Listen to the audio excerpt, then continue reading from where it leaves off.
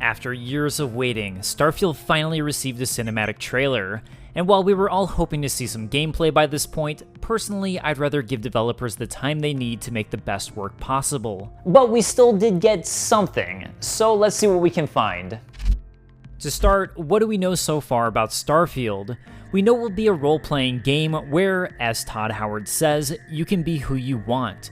So while it's unclear how strong the narrative focus of the game will be as of yet, or if side quests or the main story will be more of the motivating factor, it's likely the game will have a similar character builder and customization to the Elder Scrolls and Fallout games. You'll be a blank slate and likely able to affect the universe around you by your choices. This is a brand new universe being crafted by Bethesda, so while there may be some references to Fallout or Elder Scrolls and share some of their mechanics, this is its own world and story. According to Todd Howard, Constellation is the last group of space explorers.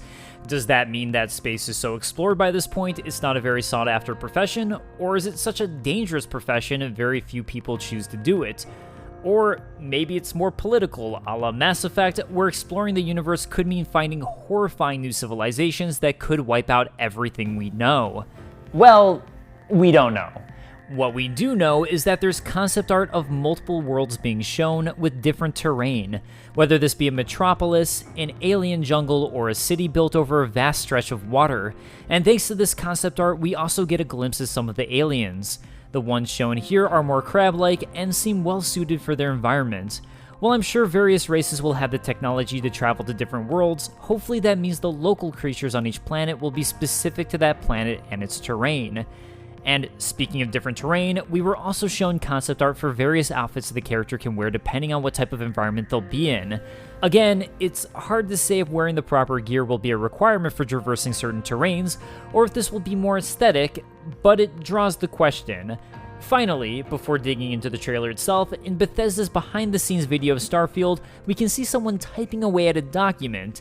So what does it say, and does it reveal anything? Well, enhance, enhance, enhance. Okay, that's actually pretty blurry. So here's what it says. United Colonies logo at the top. SVS Def logo below it to the left, UV Vanguard below it to the right. Urgent communique, please be on alert. Pirates of the Crimson Fleet have extended far beyond the Crick system and have established footholds in the Sagan, Cheyenne, Lunara, and Narion systems. Both SysDef and the Vanguard are committed to ridding United Colonies space of these parasites. This is clearly no longer just a Freestar collective problem. Also be advised that the Crimson Fleet is not a single organized entity or faction, rather it's a loose confederation of individual captains, all organized under the same banner. Shown here is the symbol, or Jolly Roger, they've adopted. Anyone displaying that symbol is assumed to be associated with the Crimson Fleet and can be terminated at will. Crimson Fleet logo here. Any questions should be addressed to the Lieutenant John Twala at Mast for the Vanguard and Commander Kibwe Ikande aboard the UC Vigilance for SysDef. UC Fleet Admiral Pasquale Logan, Mast, Military, Administrative, and Scientific Triumvirate. New Atlantis, Planet Jemison, Alpha Centauri. So where does this little drop of the story leave us? I imagine that, similar to Elder Scrolls and Fallout, the Pirates of the Crimson Fleet are a faction that you choose to fight against, join, or do some sort of missions for. And the same goes for Mast, who would seem to be the general government in charge of the United Colonies. This is pure speculation right now, but I do wonder if New Atlantis is this particular bit of concept art we saw in the trailer with the city over a vast sea. So a bunch of what we do know is thanks to this Bethesda presentation video, and taking all of that, let's see what we can gather from the cinematic trailer. Constellation Starship Frontier, we have you on scanners. The trailer begins noting that the Starship Frontier NG-1350 is a part of the Constellation, and thus a vehicle meant for space exploration. Next, we see an astronaut entering the starship from inside. On the left-hand side of the ship is a small but clear medical station. I think it's safe to gather from this that the starship will likely serve as a resting point for your character, similar to a home in Fallout or Elder Scrolls. It's probably a safe place to return to where you can always heal up. Our pilot climbs aboard the ship, and inside are a number of tables with interesting items on them. These include a flight manual and mug for Nova Galactic. While we have no idea exactly how the RPG mechanics will work in Starfield, the flight manual does somewhat resemble the books for leveling up your skills in Fallout. We see a couple books, Omega and Sailing All Around the World, written by Captain Joshua Stockham, the Constellation Spacefarer's Guide, a broken helmet, and a unique Constellation box. The box says Life Pack Interlink on it, and a physical version of the box was even built and shown in Bethesda's behind-the-scenes video.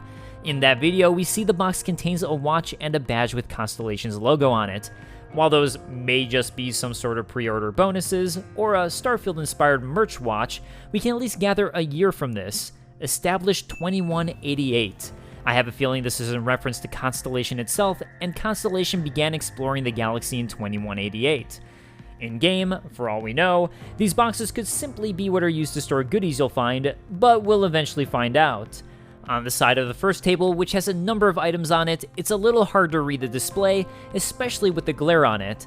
The top left looks like it says Astro Guidance Reference, and there's an ETA of -002203.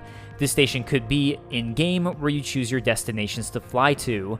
Before moving on, I do of course need to note the gun that the pilot sets down on the table.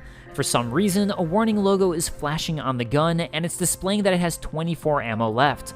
I have absolutely no idea if a gameplay mechanic similar to Fallout's VATS will be in-game, but I have to imagine there will be more to the gameplay than only FPS mechanics. As of yet, it's unclear what the flashing warning sign is, but perhaps it means some sort of weapon degradation system. The other item on the table next to the gun looks like some kind of grenade, or, if we're dreaming here, almost looks like a lightsaber. The middle portion looks like a grip, so it's clearly meant to be held. We then see plenty of notes written on the inside window. The top says, best settings for the engine, ship, and ARV, whatever that is. Below says, upgrade reactor P. Remember, Sidonia Security does not have a sense of humor. And finally, Vasco, we're out of Tranquilite A. Do not get decaf. This is the first time we've seen Sidonia mentioned, but I'm guessing that's either a city or world in the game. Meanwhile, Tranquilite A would seem to be the game's coffee variation of Nuka-Cola. On the wall are several photos of a mech from a third-person perspective. My guess is that those are actual screenshots of gameplay. We see mechs in the trailer, and I have a feeling that you'll not only be able to control them, but when you do, you enter this third-person perspective. The pilot is also a fan of the violin sounds of Alyssa something. Clearly, your pilot is a man of class. Also taped to the wall are schematics. While I can't make out what most of it says, one note states, we have so far been unable to determine what happens in the reactor. There are many theories I've seen online speculating that this could create a wormhole of some sort or some other system of fast travel. A glimpse of the outside world shows what looks to be a moon-like environment, some kind of station nearby, and, as I mentioned before, a mech. The mech climbs aboard the ship. Is this the playable character, or are you the pilot? Alternatively, could this mech be a companion with personality? It's difficult to say, but perhaps you won't be alone when traversing on the frontier. Now, let's travel into the cockpit.